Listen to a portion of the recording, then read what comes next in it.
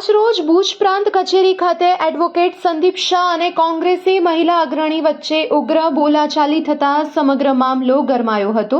અને લોકોના ટોળે ટોળા પ્રાંત કચેરી ખાતે એકત્રિત થઈ ગયા હતા। ત્યારે એડવોકેટ લોડિયા સાહેબે આ બંનેની વચ્ચે પડી અને સમગ્ર મામલો થાળે પાડ્યો હતો તેવું સૂત્રોમાંથી જાણવા મળી રહ્યું છે। આવો જાણીએ શું છે समग्र બનાવની हकीकत। मैं कोई आक्षेप नहीं कर रहा मेरे भाई समझाओ सीनियर वकील के की बात करवा जी बरोबर सीनियर समझी के की बात करवा जी बरोबर सीनियर समझाओ